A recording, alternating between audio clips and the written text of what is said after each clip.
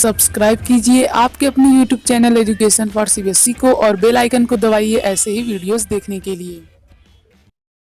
गए हैं आप तो प्यारे बच्चों, आज की इस वीडियो में हम लोग बात करने वाले हैं चैप्टर 8। यह सबसे कठिन समय नहीं है, क्लास 8 का ये चैप्टर 8 है। तो चलिए अब हम लोग इसे शुरू करते हैं। देखिए, पहले तो मैं आप लोग कुछ बेसिक बता देना चाहता हूँ। ये जो पूरा चैप्टर है प्यारे बच्चों, इसे बहुत ही ध्यान से देखिएगा, क्योंकि इसमें हमसे जो कवि हैं वो बताना चाहते हैं कि किस प्रकार से हमें अपने जीवन में कठिनाइयों का सामना करना चाहिए। तो यहाँ पे दिया गया है, नहीं यह सबसे कठिन समय नहीं, अभी भी दबा है चिड़िया की चोंच में तिनका और वह उड़ने की तैयारी में है, अभी भी झड़ती हुई पत्ती।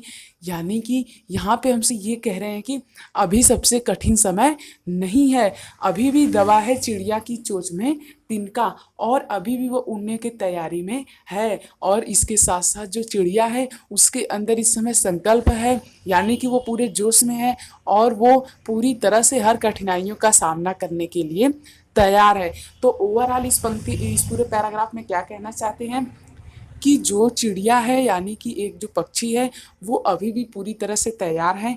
यह उसके लिए सबसे कठिन समय नहीं है, अभी भी वो जोश में है, अभी भी वो जो पाना चाहती है, वो जो अचीव करना चाहती है प्यारे बच्चों, उससे अभी भी वो अचीव कर सकती है। इसके बाद प्यारे बच्चों क्या कहते हैं, चलिए अब हम लोग उसे भी देखते हैं।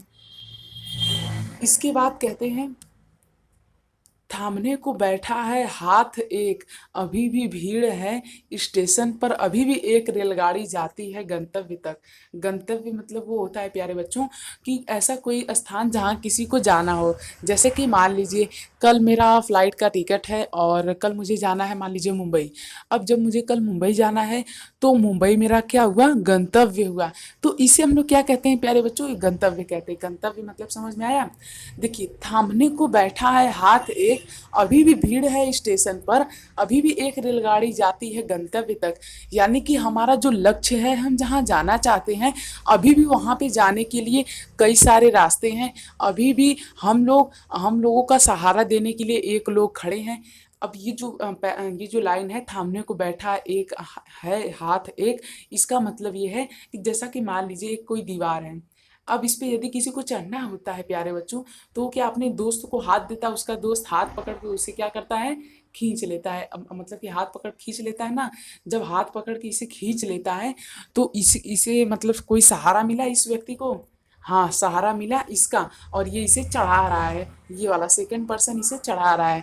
तो यहाँ पे वही बात कही गई है कि अभी आपको जो अचीव करना है उसे आप अचीव कर सकते हैं, इसमें आपकी मदद करने वाला भी एक लोग है। अभी भी भीड़ है स्टेशन पर, यानी कि अभी भी इस फील्ड में लोग हैं। मतलब कि जैसे कि यहाँ पे बहुत ही जटिल लाइन है, इसे बहुत ही ध्यान से देखिए, ठीक है। तो जैसे कि यहाँ पे ये कहना चाह रहे हैं कि जो आप लोगों का टारगेट है, मान लीजिए कि आप लोगों को क्या बनना है, आप लोग सोच लीजिए, मान लीजिए आप लोग डॉक्टर बनना है।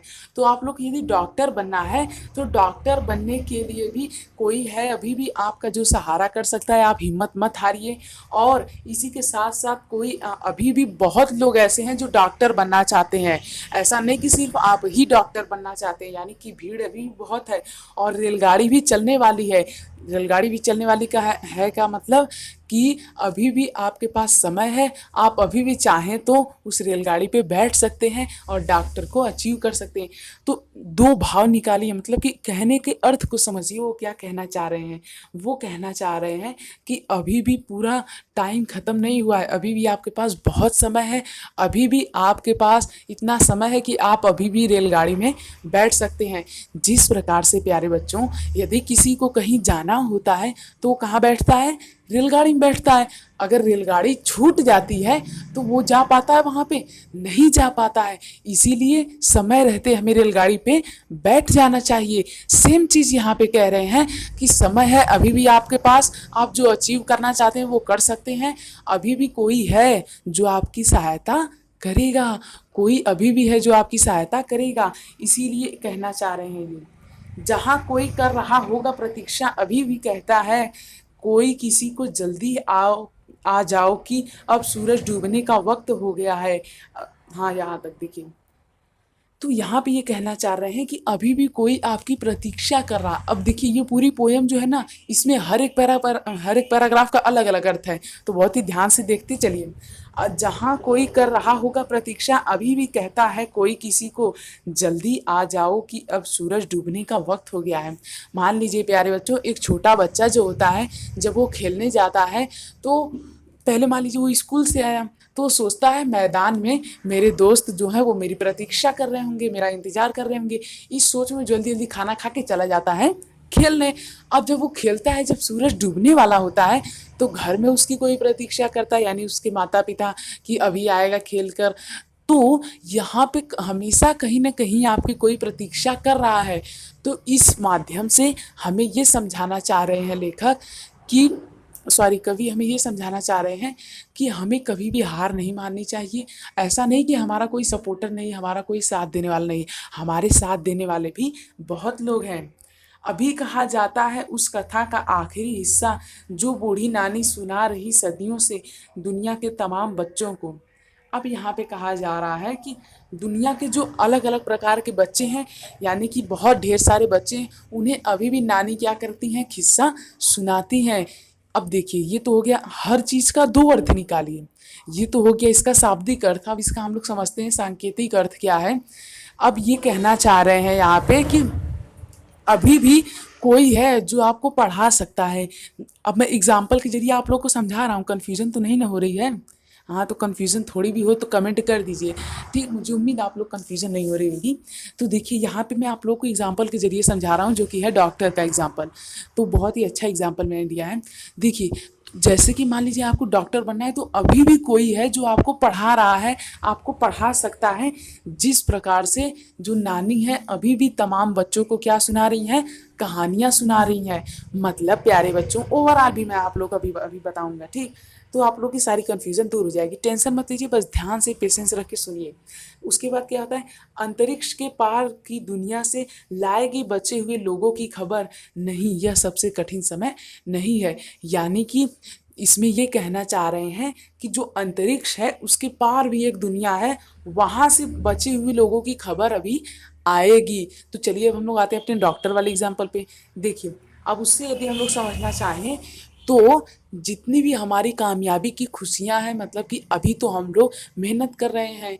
तो जिस प्रकार से प्यारे बच्चों, जब बाढ़ आती है तो सभी लोगों की क्या हो जाती है, मृत्यु हो जाती है। लेकिन वे लोग जो संघर्ष करते हैं, जो ऊपर आने कोशिश करते हैं, जो तैरते हैं, उनकी जान बच जाती है और खबर आती है कि हाँ फलाना गांव में ये आदमी बच गया। उसी प्रकार से जब आप लोग भी डॉक्टर बन जाएंगे, तो आप लोगों की भी जो खुशियों की जो खबर है वो दूर दूर तक फैल जाएगी। तो ओवरऑल प्यारे बच्चों, इस कविता में क्या कहा जा रहा है, ओवरऑल इस कविता में ये कहा जा रहा है कि यह सबसे कठिन समय नहीं है। अभी आप जो कुछ भी पाना चाहते हैं उसे आप लोग पा सकते हैं। कभी भी अकेला मत महसूस कीजिए। इस बात का प्यारे बच्चों ध्यान रखिए कि आप अकेले नहीं हैं। जब आप ऊपर देखेंगे तो आपको पता चलेगा पूरा आसमान आपके साथ है। तो इसलिए यहाँ पे हमसे ये संदेश देना चाहते हैं प्यारे बच्चों कि हम लोग जो कुछ भी अचीव करना चाहते हैं उसमें हमें हिम्मत नहीं हारनी चाहिए, और हमें कभी भी किसी भी मुश्किलों का डट करके सामना करना चाहिए। यहाँ पे इन्होंने अलग अलग उदाहरण लिए, जैसे कि इन्होंने कहा कि रेलगाड़ी वाला उदाहरण, कि उससे आप अपनी, मतलब ये हमें अलग अलग उदाहरण देकर समझाना चाहते हैं कि हमें कभी भी हिम्मत नहीं हारनी चाहिए, हमें मुश्किलों का डट करके सामना करना चाहिए। जैसे कि यहाँ पे बताया गया है कि हम अकेले नहीं हैं, तो इसके लिए हमें कई सारे एग्जाम्पल दिए गए हैं। जैसे अभी भी भीड़ है स्टेशन पर, तो इसमें हमें ये समझाना चाह रहे हैं इस लाइन से कि हम अकेले नहीं हैं, हमारे साथ कई लोग हैं। और जैसे कि ये वाली लाइन है, जहाँ कोई कर रहा होगा प्रतीक्षा, तो इस लाइन में भी ये हमसे कहा जा रहा है कि हम अकेले नहीं है।